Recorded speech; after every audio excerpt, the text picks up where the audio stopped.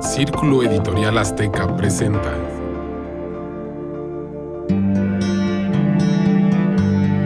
Círculo de Historias.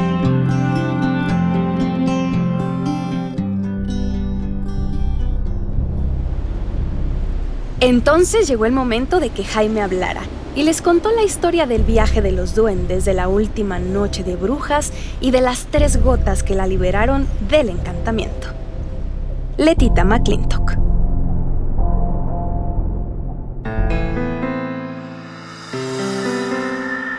Hola, ¿qué tal? ¿Cómo están? Yo soy Viridiana Hernández y les agradezco acompañarnos en una nueva entrega de Círculo de Letras, el podcast de Círculo Editorial Azteca.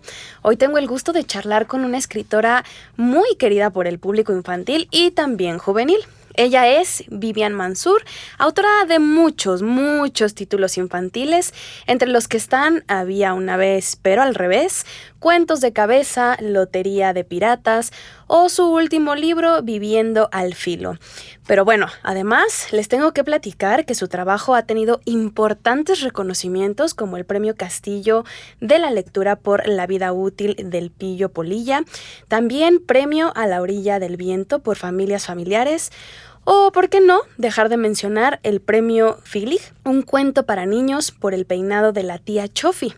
Así que, como se pueden dar cuenta, estamos en la mejor compañía para hablar de literatura infantil, uno de los géneros literarios más importantes de todos los tiempos, pero desafortunadamente uno de los menos valorados también. Cosa de la que vamos a hablar un poquito más adelante. ¿Cómo estás, Vivian? Qué gusto y qué placer tenerte con nosotros. No, pues el gusto y el placer es mío. Para nosotros es el gusto y el placer, pero vamos a platicar como ya lo habíamos mencionado. ¿Por qué? ¿Por qué escribir para niños? ¿De dónde nace esta pasión para escribir para los niños? Fíjate que yo de niña fui muy feliz leyendo. Sí. Mi vida transcurría con pocas cosas interesantes. Mi vida era muy convencional. Yo no viajaba a ningún lugar exótico. Nadie se enamoraba de mí. Nunca había visto a un muerto ni un fantasma. Entonces, leyendo, me pareció la oportunidad magnífica de vivir todas las vidas excitantes que yo no tenía en mi vida cotidiana.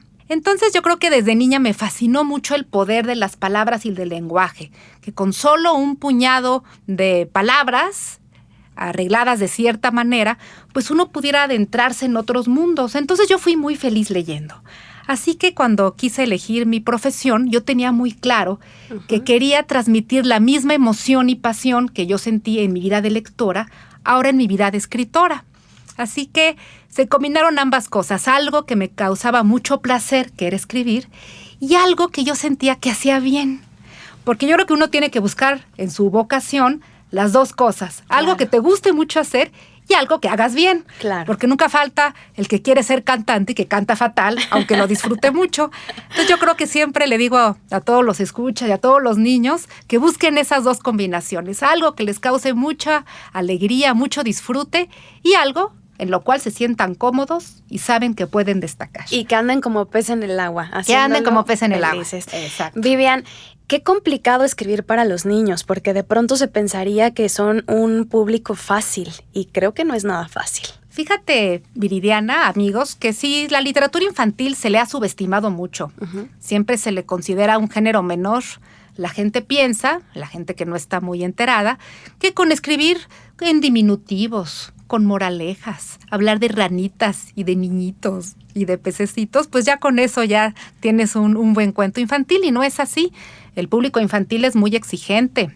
A un niño no le interesa si eres el premio Nobel de Literatura, si has ganado premios, si apareces en las reseñas de los periódicos. Un niño te lee con mucha desconfianza y si en la primera hoja no lo atrapas, te va a abandonar sin compasión.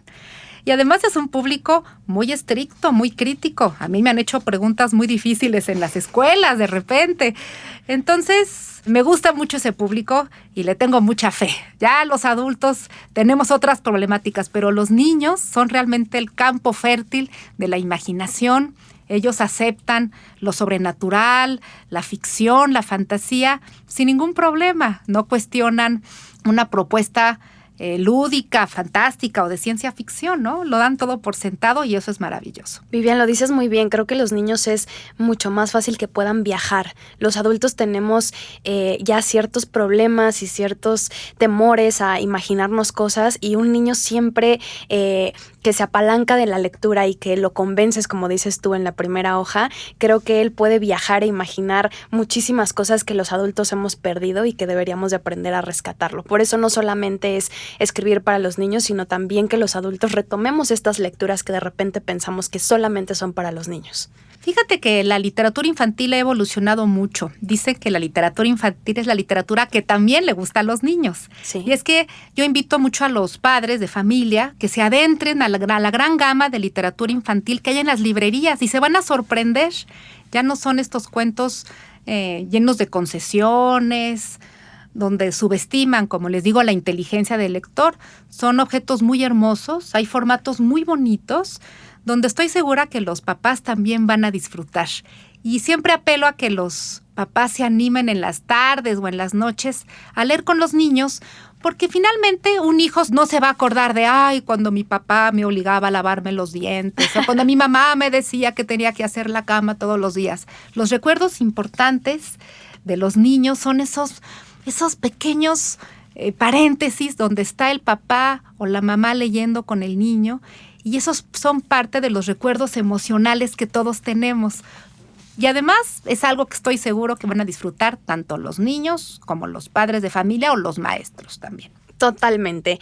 Y justamente hoy, mi querida Vivian, vamos a hablar sobre Letita McClintock, una autora irlandesa que es prácticamente desconocida hoy en día, sobre todo para el público mexicano.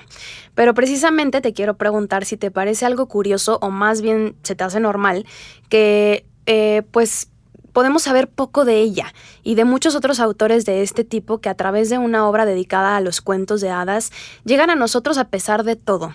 ¿Consideras esto como un ejemplo de que la fantasía es un género literario destinado a perdurar más tiempo en otros ámbitos más serios? Fíjate que la literatura de hadas y de fantasía y de duendes y de elfos siempre ha estado presente y siempre lo estará.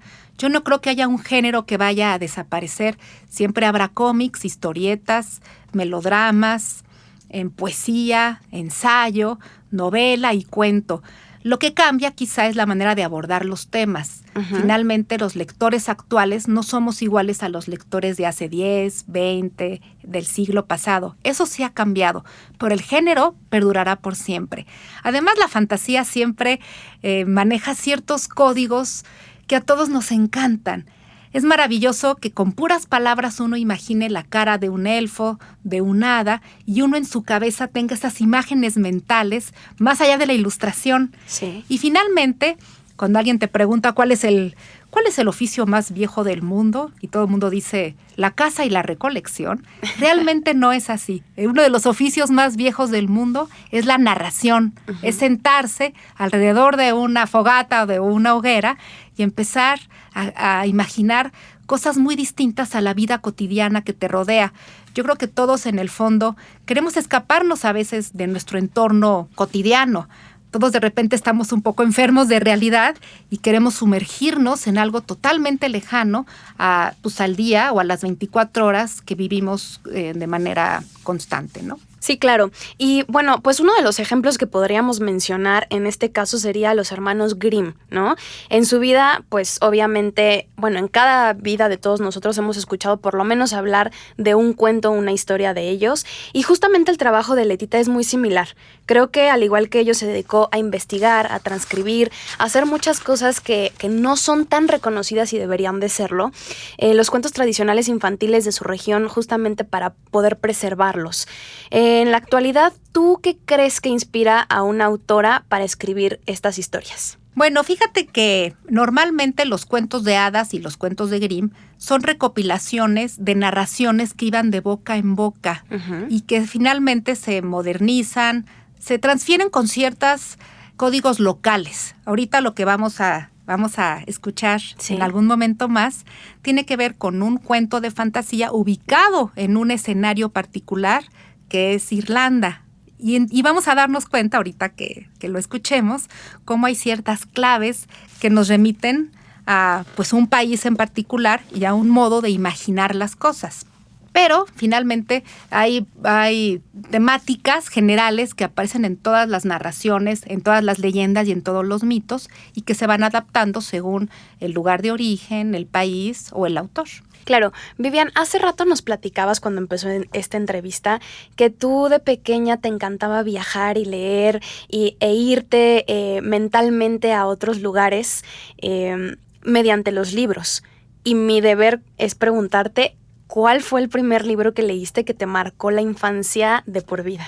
Bueno, pues tengo 3 libros, Viridiana. Uno de ellos es Las 1001 noches, que es un cuento maravilloso que además para mí representa muchas cosas, porque si recuerdan, Sherezada es la gran contadora de historias que para poder sobrevivir una noche más le cuenta al sultán una historia. Y el sultán queda tan entusiasmado y tan picado que decide salvarle la vida una noche más para saber cómo iba a continuar la historia. Y yo creo que los escritores somos como Sherezada. Queremos que el lector no nos aniquile con su indiferencia y que nos permitan ofrecerles una historia más y cada noche una historia diferente. Uh-huh. Ese es uno de mis cuentos favoritos. Estaba en la librería de mis papás y lo conservo hasta la fecha. Otro cuento para mí muy importante era un cuento que era para jóvenes, llamado Si una noche de invierno un viajero, de Italo Calvino. Ese libro lo compré por el título, uh-huh, porque se vale comprar libros por los títulos y las portadas. Claro. Entonces, yo no sabía que Italo Calvino era un autor muy famoso italiano. Y cuando leí este libro quedé impactada. Y al cerrar la última página dije, yo quiero escribir un libro como este. Claro, nunca lo logré, pero a raíz de esa sensación tan poderosa que sentí cuando leí a Italo Calvino, decidí convertirme en escritora. Y otro cuento más que también marcó mi infancia lectora fue Cyrano de Bergerac, que es un cuento sobre un espadachín narigón muy feo que escribía cartas maravillosas. Y entonces tenía un buen amigo que era muy guapo, pero que era un poco corto de miras y que no era buen escritor. Entonces le pide ayuda a Cyrano para escribirle cartas de amor a la amada. Y la amada de quien realmente se enamora es del autor de las cartas, que es Cyrano de Bergerac, que es narigón y feo. Entonces eso me gusta mucho platicarlo porque el poder de las palabras te permite incluso seducir a una amada, criticar, argumentar.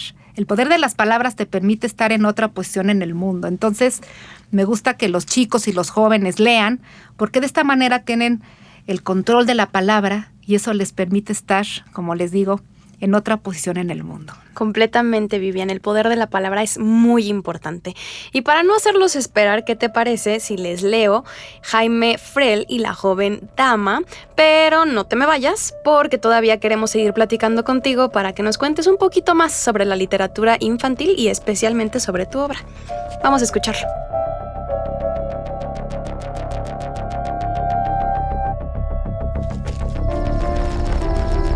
Hace mucho tiempo en el pueblo de Fanet vivía Jaime Frell y su madre.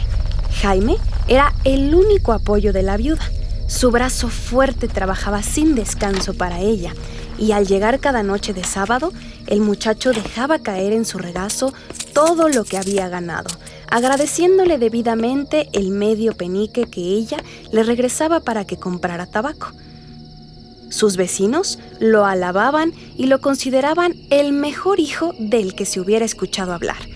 Pero tenía vecinos cuya opinión ignoraba, vecinos que vivían muy cerca de él y a los que nunca había visto, y quienes de hecho eran vistos muy rara vez por los mortales, con excepción de las tardes de mayo y las noches de brujas. Se decía que un viejo castillo en ruinas, situado a cerca de medio kilómetro de su cabaña, era la morada de gente pequeñita. Cada noche de brujas, las antiguas ventanas se iluminaban y quienes pasaban por ahí veían pequeñas figuras que aparecían fugazmente, de un lado a otro, al interior del castillo, mientras escuchaba la música de flautas y gaitas. Era bien sabido que ahí se celebraban las alegres fiestas de las hadas, pero nadie había tenido el valor de irrumpir en ellas. Muchas veces, Jaime había observado a distancia las pequeñas figuras y había escuchado la música encantadora y se preguntaba cómo sería el interior de este castillo. Pero una noche de brujas se levantó y tomó su gorro y le dijo a su madre: «Voy al castillo, a ver si tengo suerte». «¿Qué?», exclamó ella. «¿Te vas a arriesgar a ir ahí? Si eres el único hijo de esta pobre viuda». ¡Qué suerte ni qué nada, Jaime! ¡Te van a matar! ¿Qué será de mí? No se espante, madre. No me va a pasar nada, pero tengo que ir. Salió y mientras atravesaba el campo de papas alcanzó a ver el castillo, cuyas ventanas estaban fulgurantes de luz y parecían convertir en oro las hojas bermejas que todavía colgaban de las ramas de los manzanos silvestres. El joven se detuvo en el bosquecillo que estaba al lado de las ruinas y escuchó la algarabía de los duendes, y las risas y los cantos lo decidieron aún más a seguir adelante. Muchas personas pequeñitas, la más grande era del tamaño de un niño de 5 años, bailaban al son de flautas y violines, mientras otros bebían y celebraban. ¡Bienvenido, Jaime Frel! ¡Bienvenido! ¡Bienvenido, Jaime!, exclamaron todos al descubrir a su visitante. La palabra bienvenido fue escuchada y repetida por cada voz en el castillo. El tiempo pasó volando y Jaime se estaba divirtiendo mucho cuando sus anfitriones le dijeron: «Esta noche vamos a ir a Dublín para raptar a una joven dama. ¿Vendrás con nosotros, Jaime Frel?» «¡Claro que sí!», exclamó el joven temerario, sediento de aventuras. Había varios caballos frente a la puerta. Jaime montó y su cabalgadura se elevó por los aires con él. En un momento estaban volando sobre la cabaña de su madre, junto con la pandilla de duendes, y volaron sobre grandes montañas, sobre colinas pequeñas, sobre el profundo lago Swahili, sobre pueblos y cabañas, mientras la gente tostaba nueces, comía manzanas y celebraba una alegre noche de brujas. A Jaime le pareció que volaron por toda Irlanda antes de llegar a Dublín. «¿Este es Derry?», decían las hadas, volando sobre el campanario de la catedral, y lo que una voz decía lo repetían todas las demás, hasta que 50 vocecillas gritaban: «¡Derry! ¡Derry! ¡Derry!». De esa manera le fueron informando a Jaime cuando pasaba sobre cada pueblo en su ruta, y después de un tiempo escuchó las argentinas voces que gritaban: «¡Dublín! ¡Dublín!». Las hadas no iban a honrar con su visita cualquier horrible casucha, sino una de las casas más elegantes de Stephen's Green. Toda la pandilla bajó de los caballos cerca de una ventana y Jaime vio un hermoso rostro sobre una almohada, en una cama espléndida. Vio cómo levantaban y se llevaban a la joven dama mientras depositaban una rama en su lugar en la cama, y ésta tomaba su forma exacta.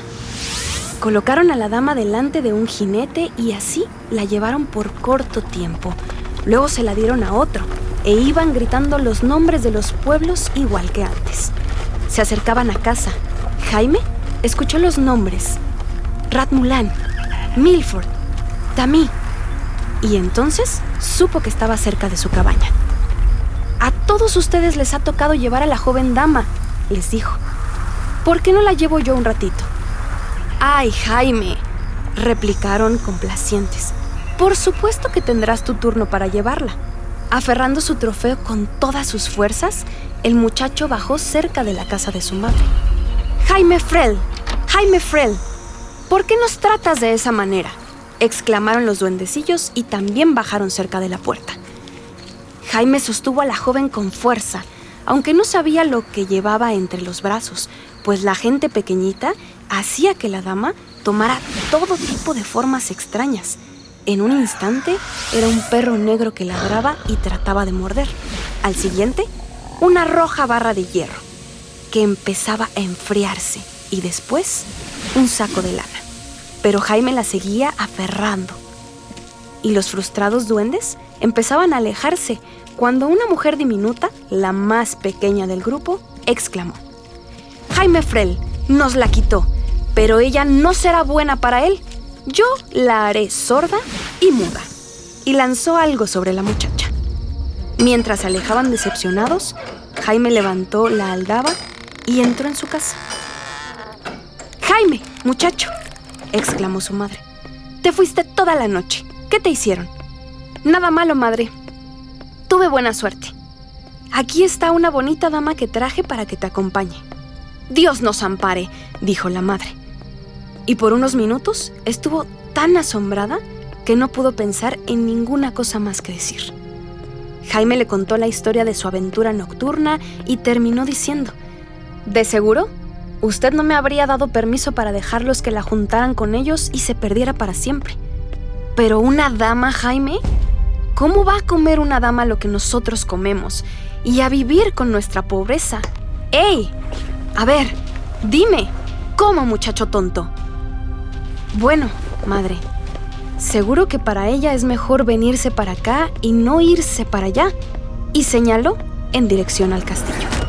Mientras tanto, la muchacha sordomuda temblaba en sus ropas ligeras y se acercó al humilde fuego hecho con ramitas. «Pobre criatura, es tan bonita y tan callada, no me extraña que les haya robado el corazón», dijo la anciana, mirando a su huésped con pena y admiración. «Primero tenemos que vestirla, pero ¿qué le voy a poner que le quede por fortuna?». Fue por su ropa limpia al cuarto y sacó su vestido dominguero de algodón y lana pardos. Luego abrió un cajón y sacó un par de medias blancas, una larga prenda de lino fino y un gorro, su vestido mortorio, como ella lo llamaba. Hacía mucho tiempo que estos atavíos estaban listos para una ceremonia triste en la que algún día ella sería la pieza principal, y los sacaba a la luz solo ocasionalmente, cuando los colgaba para que se airaran. Pero deseaba darle incluso estas ropas a su linda visitante temblorosa, que se encontraba sumida en una muda tristeza y miraba alternativamente a Jaime y a ella.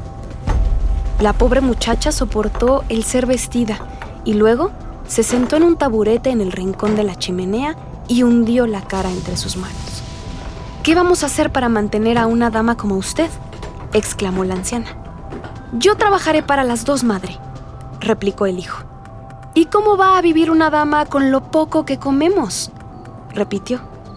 «Trabajaré para ella», fue todo lo que Jaime contestó. Y mantuvo su palabra.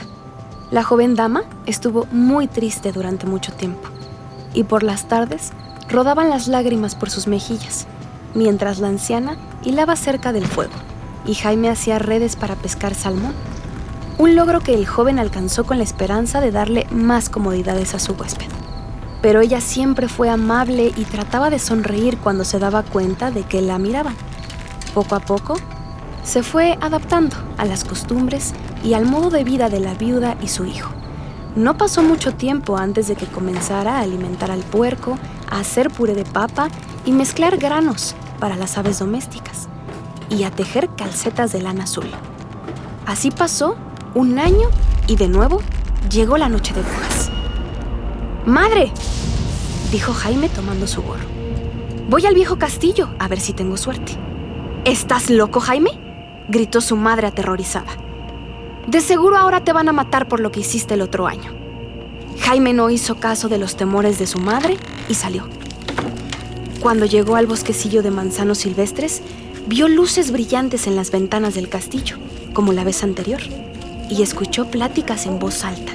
Escondiéndose bajo la ventana, alcanzó a oír que la gente pequeñita decía: «Jaime Frel nos jugó una mala pasada hace un año, cuando nos robó a esa linda damisela». «¡Ay!», dijo la mujer diminuta. «Y yo lo castigué por eso. Y ahí está ella, una imagen muda para el corazón de Jaime. Pero él no sabe que con 3 gotas de líquido de la copa que tengo en mi mano puede regresarle el oído y el habla». El corazón de Jaime latía con fuerza cuando entró al vestíbulo. De nuevo, fue saludado por un coro de bienvenidas del grupo. «Aquí viene Jaime Frel. Bienvenido, bienvenido, Jaime». En cuanto se calmó el tumulto, la mujercita dijo: «Debes beber a nuestra salud, Jaime, de esta copa que tengo en la mano». Jaime le arrebató la copa y salió corriendo por la puerta. Nunca supo cómo llegó a su cabaña, pero estaba sin aliento y se dejó caer cerca de la estufa. «Pobre muchacho, ahora sí que estás muerto», le dijo su madre. «No, hasta tuve mejor suerte esta vez», dijo el joven, y le dio a la dama 3 gotas de líquido que aún quedaba en el fondo de la copa, a pesar de su loca carrera por el campo de papas. La dama comenzó a hablar y sus primeras palabras fueron de agradecimiento para Jaime. Los 3 ocupantes de la cabaña tenían tanto que decirse que mucho tiempo después de que cantara el gallo, cuando ya había cesado la música de las hadas, seguían charlando alrededor del fuego. «Jaime», dijo la dama, «te ruego que me consigas papel, pluma y tinta, para que yo le escriba a mi padre y le diga qué ha sido de mí». Le escribió, pero pasaron varias semanas y no recibía respuesta. Volvió a escribirle una y otra vez, sin respuesta alguna. Después de un tiempo dijo: «Jaime, debes venir conmigo a Dublín para encontrar a mi padre». «No tengo dinero para alquilar un carro para usted», replicó. «¿Y a poco va a ir hasta Dublín a pie?». Pero ella le rogó tanto que el joven consintió en ir con ella caminando desde Thanet hasta Dublín. No fue tan fácil como el viaje con los duendes, pero al final tocaron a la puerta de la casa de Stephen's Green. «Anuncia a mi padre que su hija está aquí», le dijo la dama al sirviente que abrió la puerta. «El caballero que vive aquí no tiene ninguna hija, muchacha. Tuvo una, pero murió hace 1 año». «¿No me reconoce, Sullivan?». «No, chiquilla, no te reconozco. Permítame ver al caballero. Lo único que le pido es verlo». «Bien, no es mucho lo que pides. Veremos qué puede hacerse». Momentos después, el padre de la dama vino a la puerta. «Amado padre», dijo la joven, «¿no me reconoces?». «¿Cómo se atreve a llamarme padre?», exclamó furioso el anciano caballero. «Es una impostora. No tengo ninguna hija. Mira mi rostro, padre, y sin duda me reconocerás. Mi hija está muerta y enterrada. Murió hace mucho, mucho tiempo». La voz del anciano pasó de la ira a la tristeza. «Puede retirarse», concluyó. «Espera, padre querido, hasta que veas este anillo en mi dedo. Mira tu nombre y el mío grabado en él. Sin duda es el anillo de mi hija, pero no sé cómo se apoderó usted de él. Me temo que no lo hizo de una manera honesta. Llama a mi madre. Ella sí me reconocerá», dijo la pobre muchacha, que a esas alturas lloraba amargamente. «Mi pobre esposa está empezando a olvidar su tristeza. Ahora casi nunca habla de su hija. ¿Por qué iba yo a renovar su dolor recordándole su pérdida?». Pero la joven dama insistió hasta que fueron por la madre. «Madre», comenzó a decir cuando la anciana dama salió a la puerta, «¿no reconoces a tu hija?». «No tengo ninguna hija.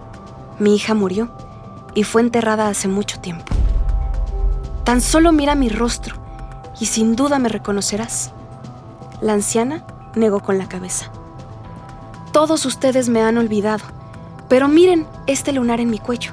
De seguro me reconocerás ahora, madre». «Sí, sí», dijo la madre. «Mi Gracie tenía en su cuello un lunar como ese, pero yo la vi en su féretro y vi cerrarse la tapa sobre ella». Entonces llegó el momento de que Jaime hablara y les contó la historia del viaje de los duendes, del rapto de la joven dama y de la figura de madera que había visto en su lugar, de la vida con su madre en Thanet, de la última noche de brujas y de las 3 gotas que la liberaron del encantamiento. La damisela siguió contando la historia cuando él cesó de hablar y les dijo lo amables que habían sido con ella, la viuda y su hijo. A los padres nada les parecía suficiente recompensa para Jaime. Lo trataron con toda consideración y distinciones, y cuando expresó su deseo de regresar a Thanet, dijeron que no sabían qué hacer para expresar su gratitud, pero apareció una rara complicación. La hija no quería que se fuera sin ella. «Si Jaime se va, yo me iré también», dijo. «Me salvó de los duendes y siempre trabajó para mí desde entonces. Si no fuera por él, querido padre y madre amada, nunca me habrían vuelto a ver. Si él se va, yo también me voy». Puesto que ella estaba resuelta a hacerlo, el anciano caballero dijo que Jaime se convertiría en su yerno. Enviaron un carruaje para que trajera a su madre desde Thanet y se realizó una boda espléndida. Todos vivieron juntos en la gran mansión de Dublín y a la muerte de su suegro, Jaime heredó una inmensa fortuna.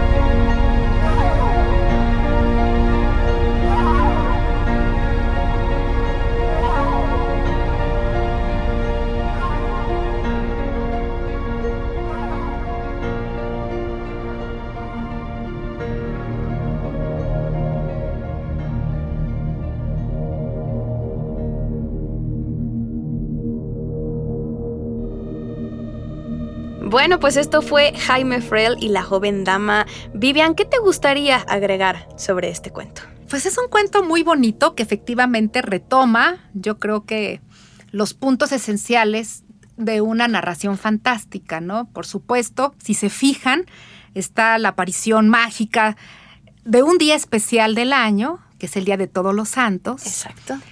También está, por supuesto, los personajes pequeños, ¿no? Que son las hadas.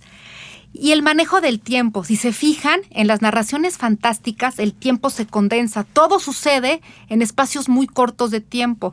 Y el viaje fantástico del personaje principal transcurre solamente en una noche. Todo se tiene que compactar porque es un cuento. Cuando son novelas, el escritor tiene mucho tiempo y muchas páginas para desarrollar el relato, pero un cuento tiene que ser muy sintético, tiene que tener todas las hebras perfectamente trazadas. Y aquí se van a dar cuenta de algo interesante. ¿Por qué el papá no reconoce a la joven dama? Porque estaba transformada. Pero aquí la transformación tiene una justificación previa, y es que el muchacho, cuando había transportado a la dama cambiaba de forma. Sí. Entonces tiene una justificación lógica. Aunque sea un cuento totalmente ficcional, de hadas, tiene que tener un sustento lógico. Fíjense qué interesante. No pueden ser nada más ocurrencias sin ton ni son. Y otra cosa que también me llamó la atención es que, como les decía, como es un cuento ubicado en Irlanda, la mención es de un elfo, de un hada. En México, por ejemplo, no se habla tanto de hadas y de elfos. Sí. Se habla más bien, por ejemplo, de chaneques, que les quería yo mencionar, que un chaneque se parece un poco más a estas hadas traviesas que tienen cierta dualidad, son buenos y malos al mismo tiempo. Los elfos y las hadas del cuento que escuchamos ahorita son también traviesas, no son del todo buenas y también son rencorosillas. Bueno, los chaneques, por ejemplo, que son parte de la tradición mexicana, son también espíritus traviesos con aspecto de niños que esconden cosas y que se le aparecen a la gente distrayéndolos para hacerles perder el camino. Una creencia popular, fíjese qué interesante, era que para evitar que los chaneques atraparan o se llevaran a las personas, se debía usar la ropa al revés al andar solo por las montañas, ¿no?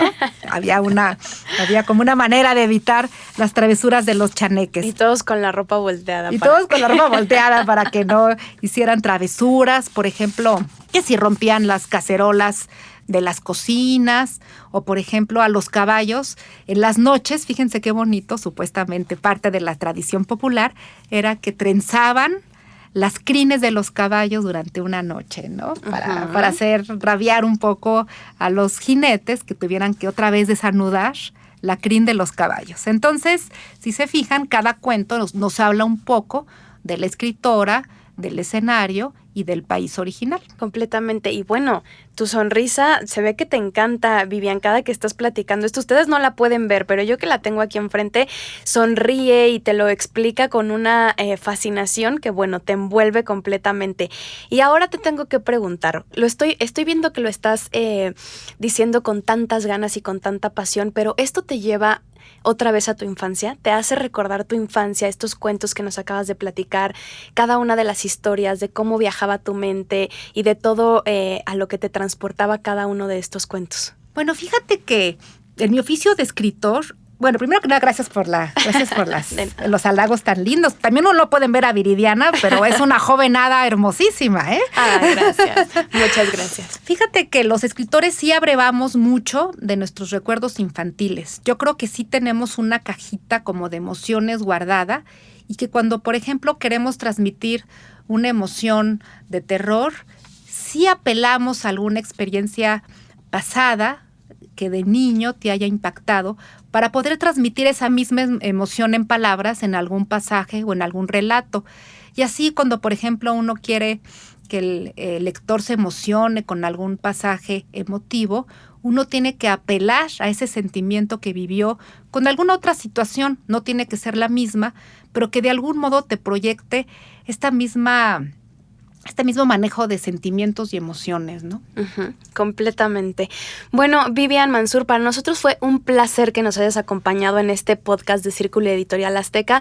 Sin duda alguna, pasamos un momento increíble, nos volviste a llevar a nuestra infancia, a recordar lo importante que es leer y, como lo comentábamos hace un momento, la importancia también en crearle esta conciencia a los padres que se acerquen con sus hijos, que lean, que les dediquen un momento de calidad, puede ser 1 hora, 20 minutos, el tiempo que ustedes quieran y que puedan otorgarle a sus hijos, pero creo que acercarlos a la lectura y acercarlos a imaginar cosas y también acercarlos a saber que ellos pueden crear y hacer cosas que de repente pueden ser imposibles, sí se puede, y sí es correcto que también imaginemos cosas que de repente creemos que no se pueden y tal vez se hagan realidad.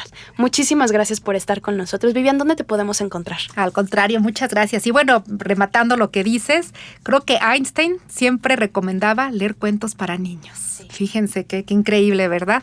Bueno, pues me pueden encontrar en mis redes, en Facebook, con mi nombre, Vivian Mansour, y también tengo Facebook, pero sobre todo me pueden encontrar en las librerías y en las bibliotecas con mi obra, que espero que disfruten. Tengo ahorita, por ejemplo, mi última novela es Viviendo al Filo, de Ediciones El Naranjo, que tiene que ver con un tema menos fantasioso y más realista, porque es una novela para jóvenes, sí, que tiene que ver con un tema muy fuerte y muy complejo, que son las autolesiones o el cutting, que es una práctica que tristemente muchos jóvenes practican, valga la redundancia. Y quise abordar este tema difícil pues de una manera muy respetuosa, con mucha investigación y también con mucho optimismo, porque aunque es una práctica muy difícil que quizá muchos jóvenes hagan, yo quiero que sepan que se puede salir adelante de este conflicto, de esta problemática en particular, con ayuda de amigos, de una terapia, de un maestro y de una red de apoyo que a veces uno cree que es muy distante y que sin embargo hay gente que te puede ayudar a salir de este problema para que parezca como un pasaje de tu vida muy doloroso, pero que quede parte como de un pasado y de no un presente doloroso que se perpetúa día tras día, ¿no? Entonces es la última de mis obras, ojalá la puedan leer y disfrutar los jóvenes. Y también tengo para niños cuentos de cabeza, también de Ediciones del Naranjo, que son cuentos donde los adultos se comportan como niños y los niños como adultos. Nada alejado de la realidad. Todo está de cabeza en estas narraciones que también espero que disfruten. Ay, muchísimas gracias, Vivian. Sin duda los vamos a leer. Esperamos poderte tener nuevamente con nosotros para platicar cada una de estas historias. Lo dices muy bien, el de niños que se convierten en adultos y los adultos en niños, que nada alejado de la realidad. Y por otro lado, el otro tema que también bastante importante, creo que Viviendo al Filo, creo que también importante tocar este tipo de temas, lo dices muy bien, acercarnos a las personas que nos pueden ayudar, a hablar siempre que se sientan tristes, que estén depresivos, que sientan que ya no hay solución. Si la hay especialistas para eso, y también muy importante externarlo con familias, amigos, con todas las personas que nos quieren, porque todas esas personas siempre nos van a ayudar. Vivian, nuevamente muchísimas gracias por estar con nosotros. Al contrario, estuve muy contenta. Muchas gracias, Viridiana. Gracias a ti. Bueno, pues muchísimas gracias por habernos escuchado en Círculo de Letras, el podcast de Círculo Editorial Azteca. Y bueno, también les recuerdo redes sociales @ViridianaHELO, y los invito a que me escuchen también en mi podcast personal. Estamos escribiendo sobre nutrición, un tema muy importante en la actualidad. ¿Qué comer, cómo comer y cuándo comer? Los espero en Comiendo Dudas y Realidades. Les vamos a dejar toda la información. Muchísimas gracias y nos vemos en la próxima.